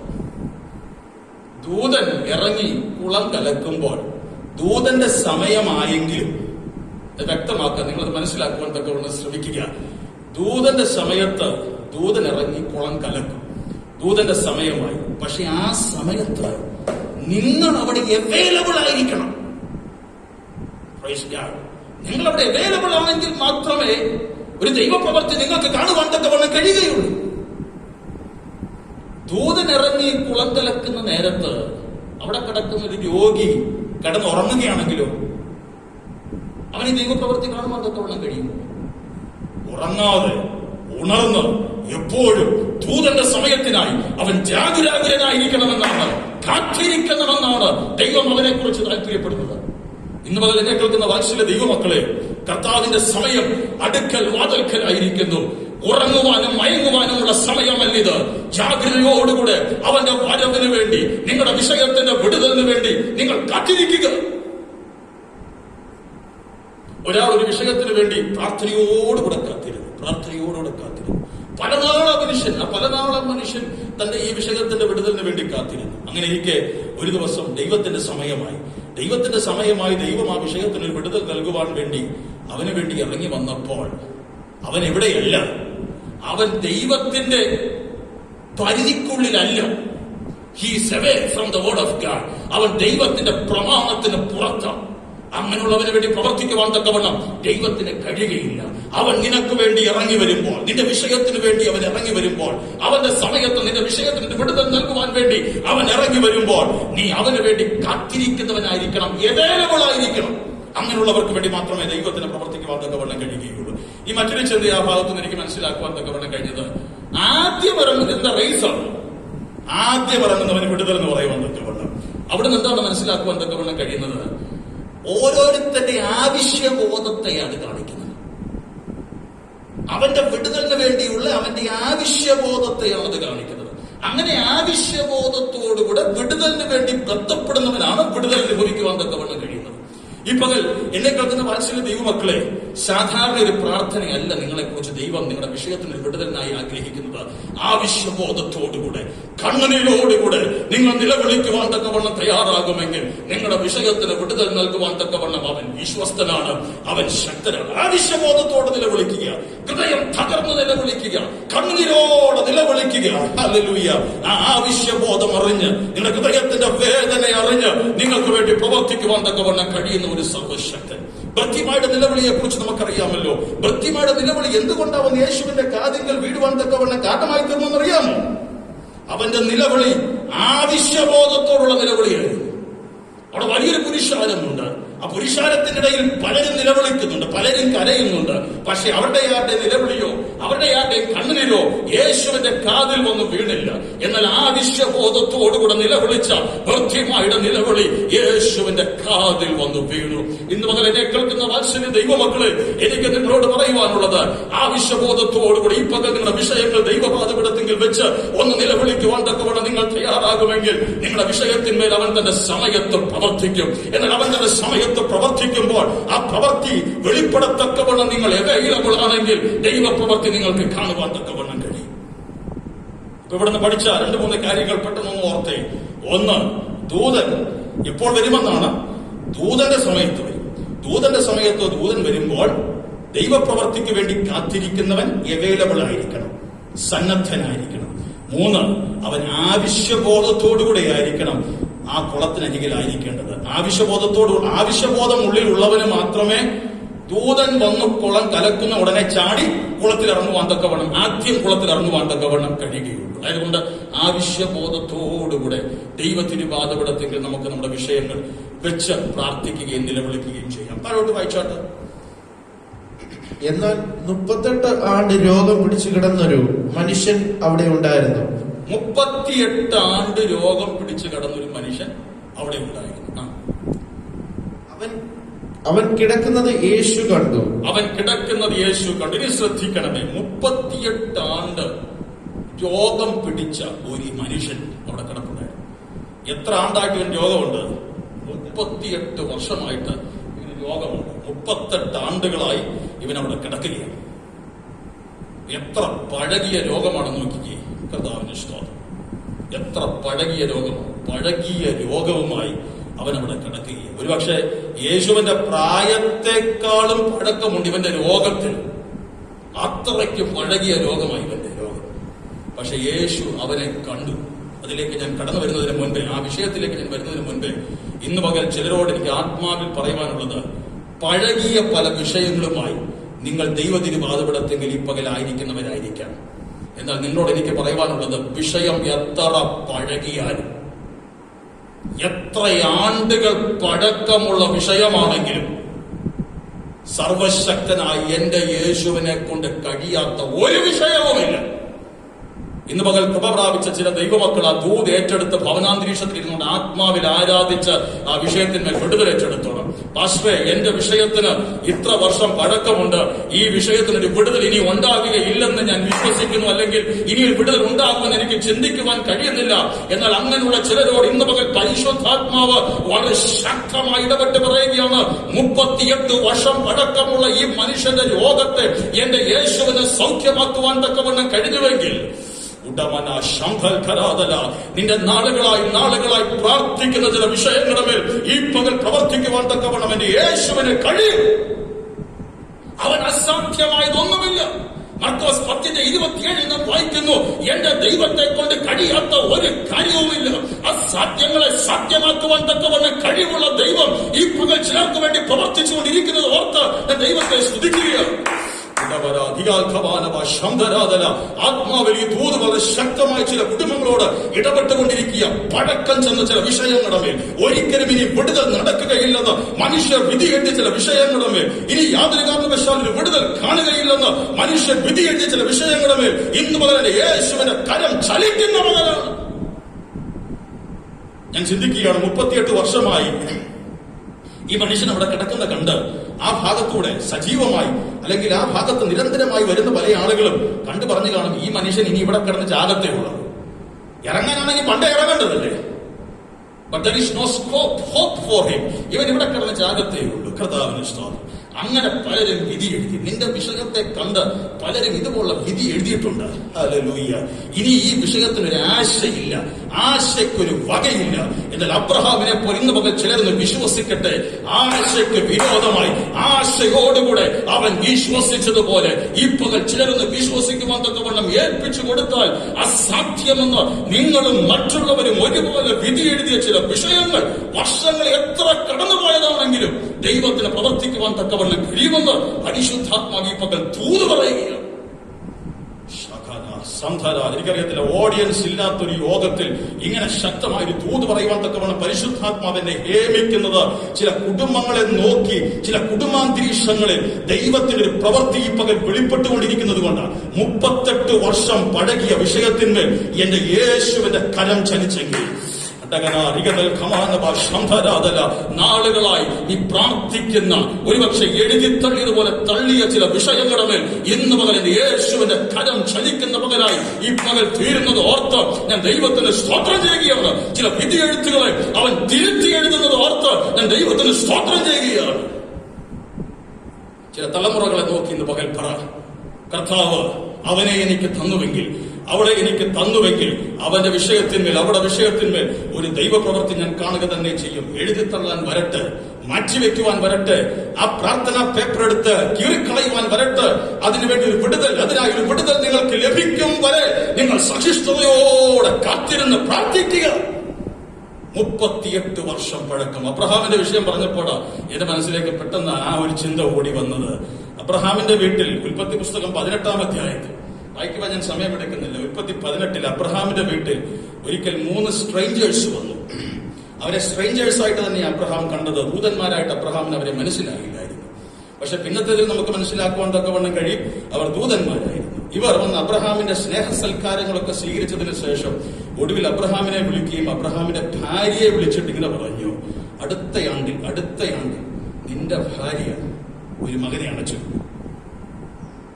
ഇത് കേട്ട് സാറ എന്ത് ചെയ്തെന്നാ വായിക്കുന്നത്? സാറ ഉള്ളിൽ ചിരിച്ചു. ചിരിക്കുവാൻ കാരണമുണ്ട്. കാരണം അവൾ തന്നെ നടക്കത്തില്ല എന്ന് വിധി എഴുതി അടിവരയിട്ട് വെച്ചിരിക്കുന്ന വിഷയമാണ്. No hope. നാട്ടുകാരല്ല, അവര് തന്നെ, അവള് തന്നെ വിധി എഴുതിയ വിഷയമാണ്. ഈ മക്കളെ, നാട്ടുകാര് പോട്ട്, നമ്മൾ തന്നെ വിധി എഴുതിയ പല വിഷയവുമില്ലേ നടക്കത്തില്ലെന്ന് പറഞ്ഞുകൊണ്ട്. ചില വാഗ്ദത്തങ്ങളൊക്കെ ദൈവദാസന്മാർ ദൂതായി സഭായോഗങ്ങളിലും നമ്മുടെ തലയിലും കൈവച്ചൊക്കെ പറയുമ്പോൾ നമ്മൾ അറിയാതെ ഉള്ളിൽ ചിരിച്ചു പോയിട്ടില്ല. ഞാൻ ചിരിച്ചിട്ടുണ്ട്. അല്പം പോലും അതിശോക്തി പറയുകയല്ല, ചിരിക്കുകയല്ല. ആക്ച്വലി ഉള്ളിൽ ചിന്തിച്ചിട്ടുണ്ട്, എന്നെ കുറിച്ച് തന്നെയാണോ ഇതൊക്കെ പറയുന്നത് എന്നെനിക്ക് തോന്നിപ്പോയിട്ടുണ്ട്. എന്നാൽ ദൈവം നിന്നെ കുറിച്ച് ഒന്ന് നിശ്ചയിച്ചാൽ, നീ എത്ര ഉള്ളിൽ ചിരിച്ചാലും, എത്ര നടക്കത്തില്ലെന്ന് നീ വിധി എഴുതിയാലും, എത്ര എന്നെ കൊണ്ട് കഴിയത്തില്ലെന്ന് നീ പറഞ്ഞാലും, അവൻ നിശ്ചയിച്ചതാണെങ്കിൽ, അവൻ നിർണയിച്ചതാണെങ്കിൽ അത് നടന്നിരിക്കും. സാറ ഉള്ളിൽ ചിരിച്ചു. ചിരിച്ച സാറ അടുത്ത ആണ്ടിൽ ചിരിയെ കയ്യിലെന്തി. ഏതാണ് ഈ ചിരി? ജനിച്ച മകന് ചിരി എന്നർത്ഥമുള്ള ഇസഹാക്ക് എന്നാണ് പേരിട്ടത്. എന്നെ കേൾക്കുന്ന വാത്സല്യ ദൈവമക്കളെ, അവനൊന്നും അസാധ്യമല്ലല്ലോ. ചില കുടുംബങ്ങളെ ആത്മാവിൽ ഇന്ന് മകൾ ചൂണ്ടി ഞാൻ പറയുകയാണ്, അവനൊന്നും അസാധ്യമല്ല.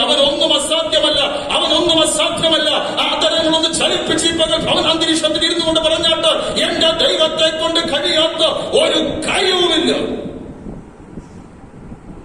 ഏറ്റവും ഒടുവിലായിട്ട് നാം ഇവിടെ ആരാധനയ്ക്ക് കൂടിയപ്പോൾ ഞാൻ പ്രസംഗിച്ച വിഷയം നിങ്ങൾക്ക് ഓർമ്മയുണ്ടായിരിക്കും. 2 രാജാക്കന്മാർ 4-ാം അധ്യായത്തിൽ നിന്ന്. കഴിഞ്ഞ ആഴ്ചത്തെ ഓൺലൈൻ സന്ദേശമല്ല, അതിനു മുൻപുള്ള ഞായറാഴ്ച. നീ എനിക്ക് വേണ്ടി ഇത്ര താല്പര്യത്തോടെ ചെയ്തുവല്ലോ, ഞാൻ നിനക്ക് വേണ്ടി എന്ത് ചെയ്യണം പറക. സേനാപതിയോടോ രാജാവിനോടോ അപേക്ഷിക്കണമെന്ന് ചോദിച്ചപ്പോൾ ആ സ്ത്രീ പറഞ്ഞെന്താണ്? ഞാൻ സ്വജനത്തിന് നടുവെ പാർക്കുന്നു. I am dwelling in midst of the people. അവർക്കെല്ലാം അറിയാം, അവരെ കൊണ്ട് ആരെ കൊണ്ട് നടക്കാത്തൊരു വിഷയമാണ് എന്റെ വിഷയം. ഇന്ന് മുതൽ ചിലരോട് ഞാൻ ആത്മാവിൽ പറയട്ടെ, മനുഷ്യനാൽ അസാധ്യമായ ചില വിഷയങ്ങൾ നിന്റെ ഭവനത്തിലുണ്ട്. മനുഷ്യനെ കൊണ്ട് കഴിയാത്ത ചില വിഷയങ്ങൾ നിന്റെ വീട്ടിലുണ്ട്. ആരെല്ലാം ശ്രമിച്ചിട്ടും നേരാകാത്ത വിഷയം നിന്റെ ഭവനത്തിലുണ്ട്. എന്നാൽ ഇന്ന് മുതൽ പരിശുദ്ധാത്മാവിൽ ഞാൻ പറയട്ടെ, ആ വിഷയത്തിന്റെ എന്റെ ദൈവത്തിന്റെ കരം ചലിച്ചാൽ, ആ വിഷയത്തിന്റെ എന്റെ ദൈവത്തിന്റെ കരം ഒന്ന് സ്പർശിച്ചാൽ വിഷയത്തിന് വിടുതലുണ്ട്. ഇന്ന് മകൾ അടിവരയിട്ട് ഈ ഭാഗം ചിലർ ഗ്രഹിക്കട്ടെ. മനുഷ്യനാൽ അസാധ്യം ദൈവത്താൽ സാധ്യമാണ്. എന്റെ സമയം പെട്ടെന്ന് മുന്നോട്ട് പോകുന്നു. വാക്കുകൾക്ക് ഞാൻ വിരാമം കുറിക്കുവാൻ തക്കവണ്ണം ബന്ധപ്പെടുകയാണ്. താഴോട്ടുള്ള വാക്യങ്ങൾ വായിച്ചതിന് എത്രയും വേഗത്തിൽ അവസാനിപ്പിക്കാം. അവൻ കിടക്കുന്നത് യേശു കണ്ടു. ഇങ്ങനെ ഏറിയ കാലമായിരിക്കുന്നു എന്നറിഞ്ഞു. അറിഞ്ഞു. 2 പദങ്ങൾ നിങ്ങൾ ശ്രദ്ധിച്ചോ? യേശു കണ്ടു, യേശു അറിഞ്ഞു. കുളത്തിനരികിലേക്ക് യേശു നടന്നു വരികയാണ്. അവിടെ പല രോഗികൾ കിടപ്പുണ്ട്. ആണ്ടുകളായി കിടക്കുന്ന രോഗികളുണ്ട്. ആ ചില ദിവസങ്ങൾക്ക് മുൻപ് വന്ന രോഗികളുണ്ട്. പക്ഷെ ഈ രോഗികളുടെ കൂട്ടത്തിൽ ഒരു രോഗിയെ യേശു കണ്ടു എന്ന് പറഞ്ഞ് അവിടെ നിർത്തുകയല്ല. അവൻ കിടക്കുന്നത് യേശു അറിഞ്ഞു. എന്നെ കാണുന്നൊരു ദൈവം മാത്രമല്ല ഈ ദൈവം, അവൻ എന്നെ അറിയുകയും കൂടെ ചെയ്യുന്ന ദൈവമാണ്. When he sees me, he also knows me. ഞാനിപ്പോ ഇവിടെ ഇരിക്കുന്ന നിങ്ങൾ ഒരാളെ കണ്ടാൽ ഞാൻ നിങ്ങളെ എങ്ങനെ മാത്രമേ കാണുന്നുള്ളൂ? നിങ്ങളുടെ പുറമേയുള്ള ആ പേഴ്സണാലിറ്റി മാത്രമേ എനിക്ക് കാണുവാൻ തക്കവണ്ണം കഴിയുകയുള്ളൂ. ഒരുപക്ഷെ നിങ്ങളുടെ സംസാരത്തിലൂടെ എനിക്ക് നിങ്ങളുടെ പേഴ്സണാലിറ്റിയെ അളക്കുവാൻ തക്കവണ്ണം കഴിയുന്നു വരാം. ഇപ്പൊ നിങ്ങളുടെ ഭവനത്തിൽ ഇരുന്നു കൊണ്ട് ഈ ഓൺലൈനിലൂടെ സംസാരിക്കുന്ന എന്നെ കണ്ടുകൊണ്ടിരിക്കുകയാണ്. നിങ്ങളെ കാണുമ്പോൾ എന്റെ ഔട്ടർ മാത്രമേ നിങ്ങൾ കാണുന്നുള്ളൂ. ഒരുപക്ഷെ എന്റെ സന്ദേശം കേൾക്കുന്നതിലൂടെ എന്റെ ആധ്യാത്മിക ശുശ്രൂഷയെ നിങ്ങൾക്ക് വിലയിരുത്തുവാൻ തക്കവണ്ണം കഴിയുന്നു വരാം. അത്രമാത്രമേ കാണുന്നുള്ളൂ, അത്രമാത്രമേ അറിയുന്നുള്ളൂ. പക്ഷെ എന്റെ യേശു ഒരുവനെ കണ്ടാലുണ്ടല്ലോ, അവന്റെ പുറമെ മാത്രമല്ല യേശു അവനെ കാണുന്നത്. അവനെ കണ്ട് അവനെ ഉള്ളതുപോലെ അവൻ അറിയുകയാണ് ചെയ്യുന്നത്. യേശു ഒരുവനെ നോക്കുന്നു എന്ന് പറയുമ്പോൾ ഞാൻ നോക്കുന്നത് പോലെ നിങ്ങളുടെ കണ്ണിലേക്കോ നിങ്ങളുടെ മുഖത്തേക്കോ നിങ്ങളുടെ ഔട്ടറിലേക്കോ അല്ല കണ്ട് നോക്കുന്നത്. യേശു ഒരുവനെ നോക്കുമ്പോൾ അവന്റെ ഹൃദയത്തിലേക്ക് കണ്ടു അറിഞ്ഞു. If somebody has to know you, ആരെങ്കിലും നിങ്ങളെ അറിയണമെങ്കിൽ നിങ്ങളുടെ പുറമെ നിങ്ങളുടെ ഔട്ടർ മാത്രം നോക്കിയത് കൊണ്ട് നിങ്ങളെ അറിയുവാൻ അവർക്ക് കഴിയുകയില്ല. നിങ്ങളുടെ ഉള്ളിലേക്ക് അവൻ നോക്കണം. നോക്കിയെങ്കിൽ മാത്രമേ നിങ്ങളെ ഉള്ളതുപോലെ ജസ്റ്റ് ഒരു അറിവല്ല, ഉള്ളതുപോലെ അറിയുവാൻ തക്കവണ്ണം കഴിയുകയും. യേശു അവനെ കണ്ടു അറിഞ്ഞു എന്നുള്ള വിഷയം ഒരു പ്രസംഗ വിഷയം തന്നെയാണ്. അത് തന്നെ വേണമെങ്കിൽ ഒരു അരമണിക്കൂർ സംസാരിക്കാനുള്ള വിഷയമുണ്ട്. അതിലേക്കൊന്നും ഞാൻ പ്രവേശിക്കുവാൻ തക്കവണ്ണം താല്പര്യപ്പെടില്ല. അത്രയും പറഞ്ഞുകൊണ്ട് ഞാൻ ആ ഭാഗം വിട്ടിട്ട് ഈ അറിഞ്ഞ യേശു ഇവനോട് ചോദിച്ചൊരു ചോദ്യമുണ്ട്. ആ ചോദ്യം വായിച്ചേ. നിനക്ക് സൗഖ്യമാകുവാൻ മനസ്സുണ്ടോ? നിനക്ക് സൗഖ്യമാകുവാൻ മനസ്സുണ്ടോ? That's all. ഒരൊറ്റ ചോദ്യമേ യേശു ചോദിച്ചു. ചോദിക്കാൻ കാരണം എന്തുവാ? 38 വർഷമായിട്ട് ഇവിടെ കിടക്കുകയല്ലേ, നിനക്ക് മനസ്സുണ്ടോ ഇല്ലയോ എന്നൊന്നും അറിയണമല്ലോ. അത് ഞാൻ കഴിഞ്ഞ ആഴ്ചയാണ് ഓർപ്പിച്ചത്. അവൻ മാത്രം വിചാരിച്ചാൽ കാര്യം നടക്കത്തില്ല, നാമും കൂടെ വിചാരിക്കണം. യേശു മാത്രം വിചാരിച്ചിരുന്നെങ്കിൽ ഈ കണ്ടറിഞ്ഞ യേശു അങ്ങോട്ട് ചെന്ന് അവന്റെ തലയെ കൈവച്ച് യേശുവിന്റെ നാമത്തിൽ, ദൈവനാമത്തിൽ നീ എഴുന്നേൽക്ക് എന്ന് പറഞ്ഞിരുന്നെങ്കിൽ അവൻ എഴുന്നേറ്റ്. പക്ഷെ അങ്ങനെയുള്ളൊരു വിടുതലില്ല. ഇവന് മനസ്സുണ്ടോ എന്നറിയണം. നിനക്ക് മനസ്സുണ്ടോ? മനസ്സുണ്ടോ? ഇവന് മനസ്സുണ്ടെന്നുള്ള കാര്യം ഇവൻ വ്യക്തമാക്കി. എന്ന മകൾ എന്നെ കേൾക്കുന്ന വത്സല ദൈവമക്കളെ, നിങ്ങളുടെ വിഷയത്തിന് വിടുതൽ നൽകുവാൻ തക്കവണ്ണം യേശു സന്നദ്ധനാണ്. യേശു നിങ്ങളുടെ ഭവനത്തിൽ വന്നിട്ടുണ്ട്. He's available in your home. പക്ഷെ നിങ്ങൾക്ക് മനസ്സുണ്ടോ? നിങ്ങൾക്ക് മനസ്സുണ്ടോ? കാരണം എല്ലാവർക്കും യേശുവിന്റെ നിന്നൊരു വിടുതൽ വേണമെന്ന് താല്പര്യമില്ല, മനസ്സില്ല. അതുകൊണ്ടല്ലേ ഒരിക്കലും ഒരു കുഷ്ഠരോഗി യേശുവിന്റെ അടുക്കൽ വന്ന് യേശുവിനോട് ചോദിച്ചു. അവൻ കുഷ്ഠരോഗി ഇങ്ങോട്ട് യേശുവിനോട് ചോദിക്കുക, യേശുവേ എന്നെ സൗഖ്യമാക്കാൻ നിനക്ക് മനസ്സുണ്ടോ? കാരണം സാധാരണ കുഷ്ഠരോഗികളൊക്കെ കാണുമ്പോൾ യഹൂദന്മാരെല്ലാം വഴിമാറിപ്പോകും. അപ്പൊ അങ്ങനെ ഒരു കൂട്ടത്തിൽ, ആ ഒരു കൂട്ടത്തിലുള്ളവനാണോ ഈ യേശു എന്നറിയാൻ വേണ്ടിയാ ഈ കുഷ്ഠരോഗി യേശുവിന് അങ്ങോട്ട് ചോദിച്ചു, യേശു എനിക്ക് മനസ്സുണ്ടോ എന്നോ. അപ്പൊ യേശുവിന് എന്ത് ചെയ്യുക? പൂർണ്ണ മനസ്സാണ്. പക്ഷെ നമുക്ക് മനസ്സുണ്ടെങ്കിൽ മാത്രമേ അവൻ സൗഖ്യമാക്കുകയുള്ളൂ. മനസ്സില്ലാത്തിടത്ത് ആരുടെയും വായിലേക്ക് സ്പൂൺ ഫീഡിംഗ് എന്ന വണ്ണം നിർബന്ധമായി ഡെലിവറൻസ് അവൻ നൽകുന്ന ദൈവമല്ല. ആധ്യാത്മികതയും അങ്ങനെ നിർബന്ധപൂർവ്വം നൽകുന്ന ഒന്നല്ല, മനസ്സുണ്ടെങ്കിൽ മാത്രം. താഴോട്ട് വായിച്ചാട്ടോ. എന്ന് അവനോട് ചോദിച്ചു. രോഗി അവനോട്, യജമാനനെ, വെള്ളം കലങ്ങുമ്പോൾ എന്നെ കുളത്തിലാക്കുവാൻ എനിക്ക് ആരുമില്ല. ഞാൻ തന്നെ ചെല്ലുമ്പോൾ മറ്റൊരുത്തൻ എനിക്ക് മുമ്പായി ഇറങ്ങുന്നു എന്ന് ഉത്തരം പറഞ്ഞു. യേശു അവനോട്, എഴുന്നേറ്റ് നിന്റെ കിടക്കയെടുത്ത് നടക്ക എന്ന് പറഞ്ഞു. ഇനിയിപ്പോ ഞാൻ ചോദിക്കട്ടെ, ഇവൻ പറഞ്ഞത് സത്യമാണോ? ഇവൻ പറഞ്ഞ സത്യമാണോ? ആണോ? സത്യമല്ലായിരുന്നെങ്കിൽ ഇവൻ ഈ വിടുതൽ കിട്ടുമായിരുന്നു. സത്യമല്ലായിരുന്നെങ്കിൽ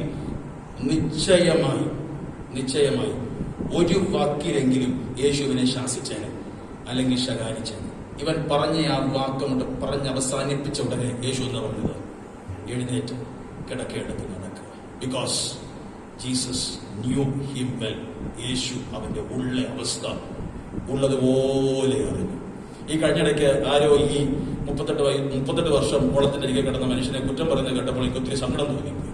മറ്റുള്ളവരുടെ ഒക്കെ പഴയ തുണിയും തലവണയൊക്കെ പറക്കി വെച്ച് ഇവൻ ഇങ്ങനെ സുഖിച്ച് അവിടെ ജീവിക്കുകയായിരുന്നു. ഒരിക്കലുമല്ല ദൈവമക്കൾ, ഇവൻ അവിടെ സുഖിച്ച് ജീവിക്കുകയൊന്നും ആയിരുന്നില്ല. ഇവന്റെ ഉള്ള അവസ്ഥയെ ഇവൻ ഉള്ളതുപോലെ പറഞ്ഞത്. കുളം കലങ്ങുന്നു, ആരും എന്നെ എടുത്ത് ഈ വെള്ളത്തിലേക്ക് ഇറക്കുവാനില്ല എന്നിവന്റെ ഉള്ള അവസ്ഥ ഉള്ളതുപോലെ തുറന്നു പറഞ്ഞപ്പോൾ യേശു എന്ത് ചെയ്യുകയാണ്? ഇവന്റെ പ്രശ്നത്തിന് ഒരു പരിഹാരം നൽകി അവന് വിടുതൽ കൽപ്പിക്കുകയാണ്. ഈ പകൽ ഈ വചനത്തിന്റെ സന്ദേശം നിങ്ങൾക്കൊരു അനുഗ്രഹമായി തീരട്ടെ എന്ന് ആത്മാർത്ഥമായി പ്രാർത്ഥിക്കുന്നു. എല്ലാ കണ്ണുകളും നമുക്ക് ഒരു നിമിഷം ദൈവവാദപടത്തിൽ അടച്ച് ഈ കേട്ട വചനം നമുക്ക് അല്പസമയം ധ്യാനിക്കാം. Hallelujah, hallelujah. പ്രിയ കർത്താവേ, ഇടപെട്ട വചന ചിന്തകൾക്കായി സ്തോത്രം. ഞങ്ങളെ കാണുന്ന, ഞങ്ങളെ അറിയുന്ന ഒരു ദൈവം ഉണ്ടല്ലോ. മനുഷ്യർ ഞങ്ങളെ പുറമേ ഉള്ളത് മാത്രം കാണുമ്പോൾ, ഞാൻ മുൻപേ ഓർപ്പിച്ചുവല്ലോ, പുറമേ ഉള്ളത് കണ്ടുകൊണ്ട് മനുഷ്യർ പലതും ഇവനെ കുറിച്ച് വിധി എഴുതി. ഇന്നത്തെ ആളുകൾ പോലും വിധി എഴുതുന്നു. ഞാൻ ഓർപ്പിച്ചില്ലേ, ഒരാൾ ഒരിക്കൽ പറഞ്ഞതാണ്, 38 വർഷം കൊണ്ട് ഇവൻ ആ കുളക്കരയെ കിടന്ന് അവിടെ വന്ന് വിടുതൽ പ്രാപിച്ചിട്ട് പോയ രോഗികളുടെയൊക്കെ തുണിയും സഞ്ചികളും തലവണയൊക്കെ പറക്കി വെച്ച് അതിൽ സന്തോഷിച്ചിരിക്കുകയായിരുന്നു. നോക്കൂ മനുഷ്യർ എഴുതിയ വിധിയെഴുത്ത്. കർത്താവിന് സ്തോത്രം.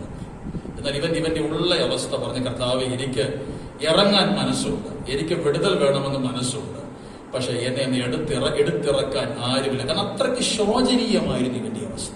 ആ ഉള്ള അവസ്ഥ ഉള്ളതുപോലെ മനസ്സിലാക്കി അവൻ അന്ന് പകലേശു ഒരു വിടുതൽ കൊടുത്തതുപോലെ മറ്റുള്ളവർ നിന്നെ പുറമേ കണ്ട് പലതും വിധി എഴുതി ഒരുപക്ഷെ മാറി നിന്ന് കൈയടിച്ച് ചിരിക്കുമ്പോൾ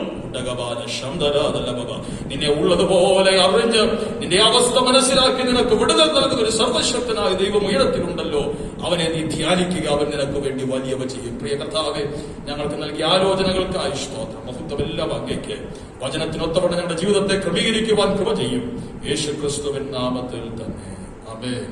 ഈ വചനങ്ങളാൽ കർത്താവായ ദൈവം നമ്മെ സഹായിക്കുമാറാകട്ടെ, അനുഗ്രഹിക്കപ്പെട്ട ഒരു പ്രത്യാശയുടെ ഗാനം നമുക്ക് ഒരുമിച്ച് ചേർന്ന് ആത്മാവിൽ പാടി ദൈവത്തെ മഹത്വപ്പെടുത്താം. അതേ തുടർന്ന് പ്രാർത്ഥിച്ച് ആശീർവാദം പറഞ്ഞ് നമുക്ക് ഇപ്പോൾ ഓൺലൈൻ മീറ്റിംഗ് നമുക്ക് സാധിക്കും. ഹല്ലേലൂയ. അനുഗ്രഹിക്കപ്പെട്ട ഒരു വചനം നമ്മൾ കേട്ടുകൊണ്ടിരിക്കുകയാണ്. സുവിശേഷത്തിൽ 5-ാം അധ്യായത്തിൽ നിന്ന് 38 വർഷം ദീനമായി കിടന്ന മനുഷ്യനെ ഹല്ലേലൂയ കർത്താവ് ചെന്ന് സൗഖ്യമാക്കുന്നു. ഹല്ലേലൂയ. പല പ്രയാസങ്ങളിലൂടെ നമ്മൾ കടന്നു പോയിട്ടുണ്ടാവില്ല. ഹല്ലേലൂയ. നാളുകളേറെയായിരുന്നാൽ കരുതുന്ന ഒരു ദൈവം, നടത്തുന്ന ഒരു ദൈവം നമ്മുടെ ദൈവമായിരിക്കുക.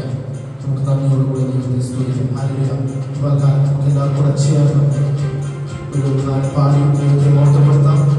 ആത്മശക്തിയാൽ നിറച്ചതോടൊപ്പം ചേർന്നതാണ്.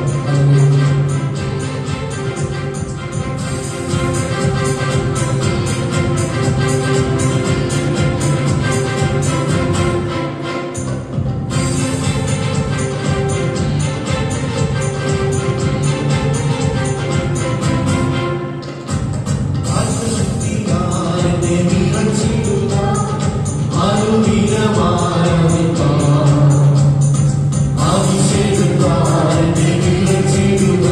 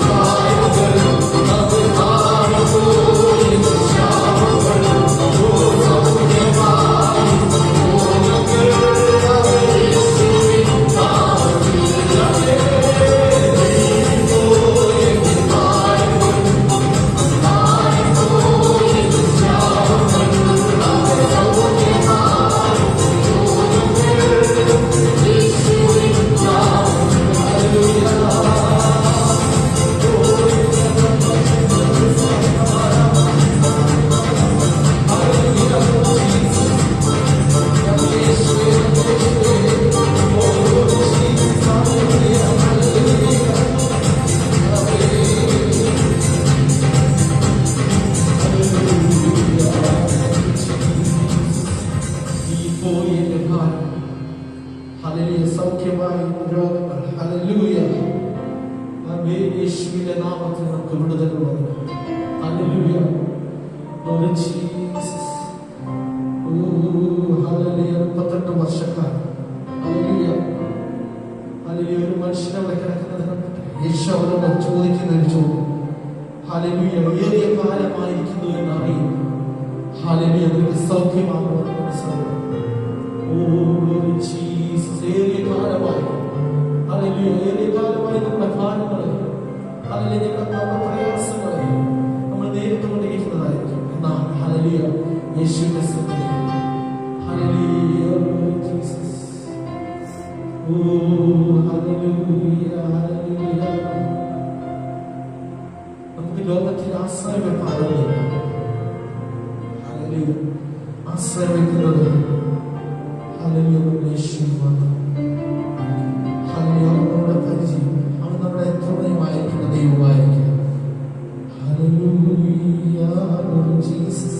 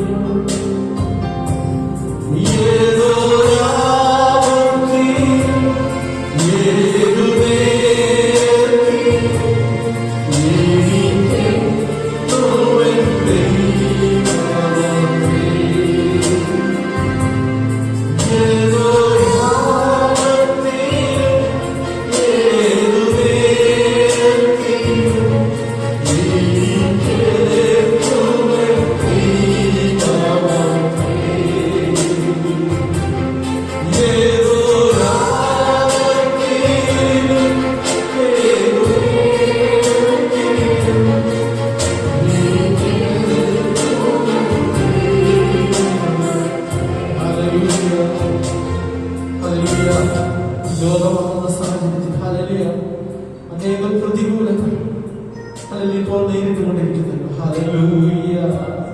കോവിഡ് എന്ന മഹാമാരി ഹല്ലേലൂയ അതിഭീകരമായി ഹല്ലേലൂയ മനുഷ്യലോകത്തെ അടുക്കിക്കൊണ്ടിരിക്കുന്നു. ഹല്ലേലൂയ പല സന്തോഷത്തോടുകൂടി നിങ്ങളോടൊപ്പം ചേർന്ന് പാടുവാൻ സാധിക്കുന്നു. ഇത്ര നല്ലവനാണ് പ്രിയനെ. ഹല്ലേലൂയ. ഇത്ര നല്ലവനാണ് പ്രിയനെ. ഹല്ലേലൂയ. ഈ ഇത്രയും നമുക്ക് രുചിച്ചറിയുവാൻ ഇടയായിരുന്നു. ഹല്ലേലൂയ. നമ്മൾ അയക്കുന്ന സ്ഥാനങ്ങളിൽ നമ്മളെ കാത്ത് പരിപാലിച്ച് നിർവഹിക്കാം.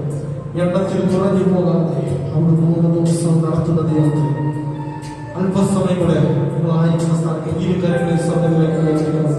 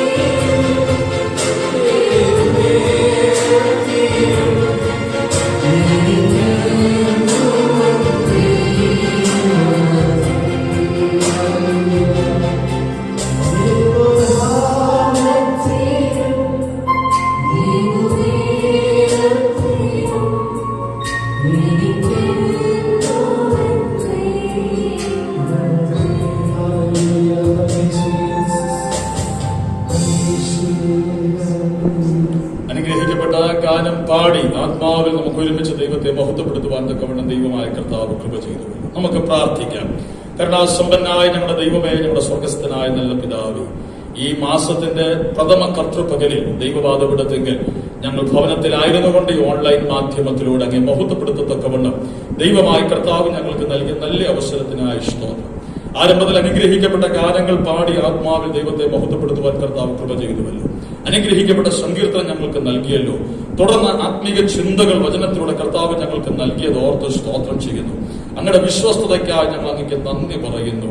ബത്സൈദ കുളത്തിനരികെ കടന്ന് ആ രോഗിക്ക് വേണ്ടി കുളത്തിനരികിലേക്ക് ഇറങ്ങി വന്ന് അവന് വേണ്ടി അത്ഭുതം ചെയ്തവനായ ദൈവം, 38 വർഷം പഴക്കമുള്ള അവന്റെ ആ വിഷയത്തിന്മേൽ അങ്ങയുടെ കരം ചലിപ്പിച്ച് അവനെ വിടുവിച്ചവനായ കർത്താവ് ഈ പകൽ നാളുകളായി പ്രാർത്ഥിക്കുന്ന ചില വിഷയങ്ങളുടെ മേൽ അങ്ങയുടെ പ്രവൃത്തി അയച്ച് അങ്ങയുടെ സൗഖ്യമം വ്യാപരിപ്പിക്കുന്നത് ഓർത്ത് ഞങ്ങൾ അങ്ങേക്ക് നന്ദി പറയുന്നു.